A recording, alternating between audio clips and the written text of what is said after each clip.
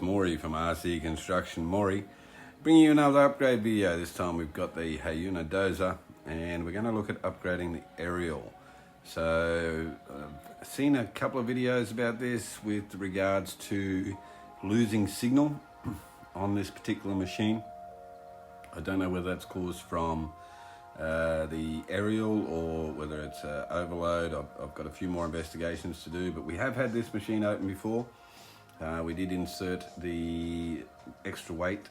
This time we'll be inserting the new antenna and we're going to feed it all the way up into the top of the cab.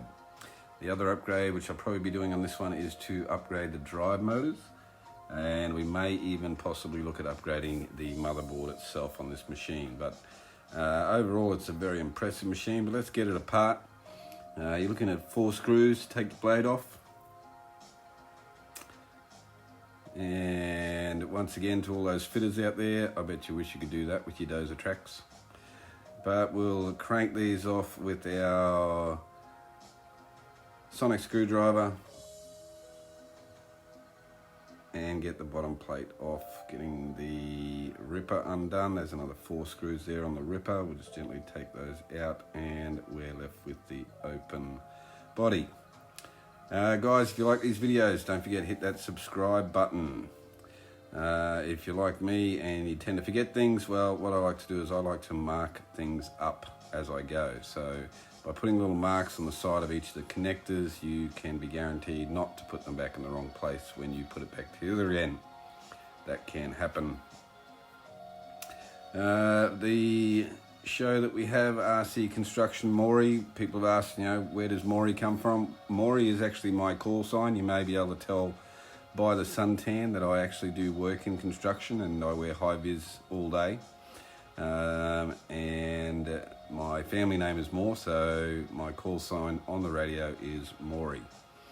When you're disconnecting these, just be careful that you don't actually pull the pins off the motherboard like I did just there. You want to pull them off nice and gently, otherwise you could do some damage. There's the sinkers on the inside there. So we've got the 2 pieces separated now, and as you can see, there's your wiring going through. There's a little cavity there, a little clip cavity, which clips on the glass portion of the Dozer cab. Now that looks like a really good spot that we might be able to put our aerial through. The existing aerial that comes out, as you can see, it's very small. It's only about 1 inch long, probably about 30 millimeters long. And that may be the reason why it doesn't always pick up. But we'll be extending that all the way up into the cab, and hopefully we'll be able to get better play out of this machine by having better connectivity with the remote control. So we're going to add a wire directly onto the motherboard and then feed that wire up through the body of the machine and into the cab.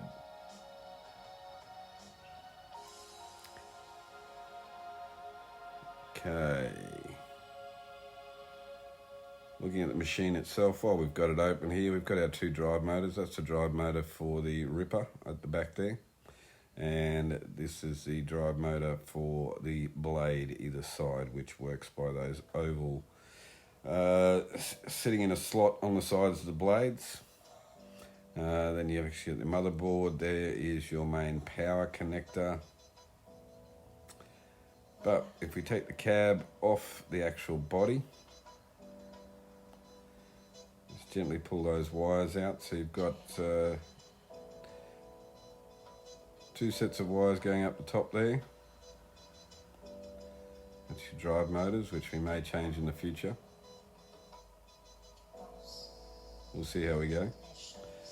So you've got one which goes up to your on-off switch, and the other one feeds up into the lights. Now, when I took this apart and I had a good look on the inside there, the other 2 clips that holds that glass portion of the cab on actually have been glued on. So you could technically take it apart, but I might break something as I do that. So I'm just going to get my aerial wire and I'm going to feed it up through the cavity and hopefully be able to get it into the right spot.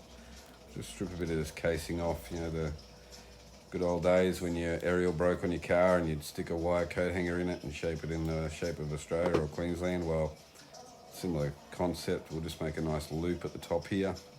And we've got to get a good portion of wire up into this cab to give us a really good size aerial to try and avoid these connection problems. So slowly feed that up into there. As I said, you could take that off if you wanted to, break those glues, and you could end up breaking a clip, so I'm not prepared to do that with this dozer at this time, so we'll just fit him in there. He's going quite nicely in there behind the seat, so that should give us a good reception. We'll get it all pinned back together again, once again, using our sonic screwdriver. Sonic screwdriver can't always reach all the spots, so we do have a range of tools to use. Guys, if you like these, share them around, subscribe. If you've got any ideas, please drop me some comments.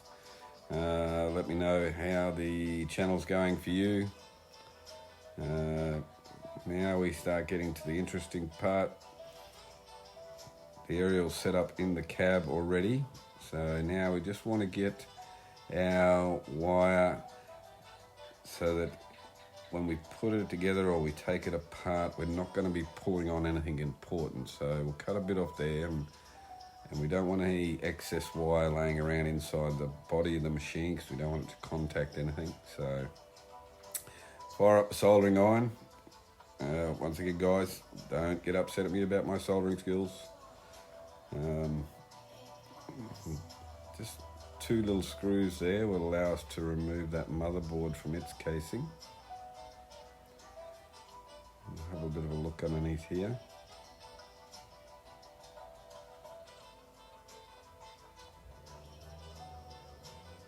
I could have disconnected the motor controller for the ripper, but we've got enough room here, so we'll just locate exactly where we are going to connect now.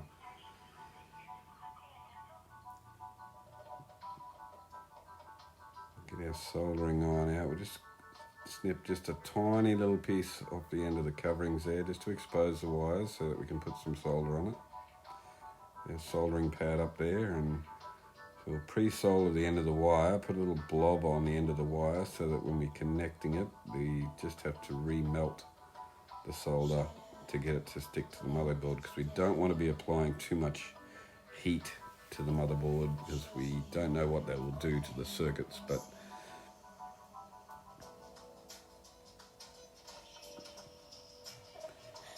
get my extra handy dandy set of hands there. That's the connection point there, just double checking. Remember, measure twice, cut once.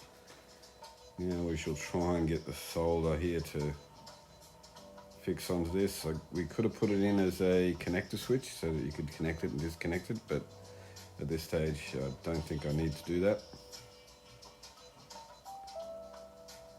Here we go, just applying a little bit of heat, just enough to melt that solder that we've already put on the end of the wire. Take 2.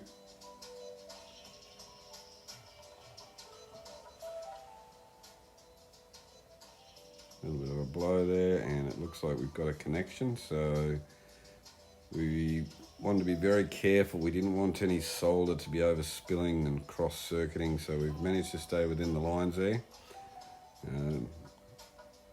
Good practice from kindergarten, painting inside the lines. So we'll put this back together again, slide this motherboard back on. I'm going to do a little twist of this wire around the post here, so if it does get caught on anything, or if it does get pulled, it won't be pulling on the solder point. It'll pull on that little pillar that the screw sits through. Tap those screws back in. That little electric screwdriver, sonic screwdriver I call it, is very handy because it gives you a nice tension on your screws without over tensioning them, so that you're able to get them off again next time. But I learnt this hard way from the last time I took this apart, which was I put it back together before I tested it. So let's put the battery in there and turn it on. We have connection there, we have lights in the cab. Alright, yes, we have the blade controls going up and down, motor's working. We've got the ripper control going up and down, that's working. It's not catching anything. So last time I took this apart, I don't know if you've seen the video, if you want to go back and watch the video, I actually disconnected one of the wires from the blade drive motor accidentally, just by putting too much pressure on it, so I had to resolder that, and that seems to have held so far.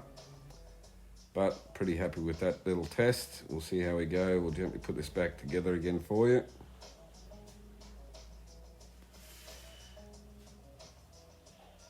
We have 4 connectors there for our ripper. Put those 4 back in. Get our belly plate on. Slide our tracks back on again. And drop the blade back on again.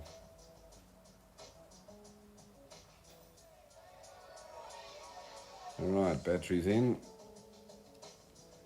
It's all back together again. Let's cross our fingers, see if it works. And see our aerial extension cable through the center there. So we'll start off nice and close first of all.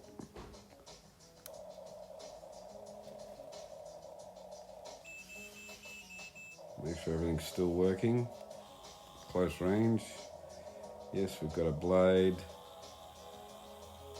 Up and down.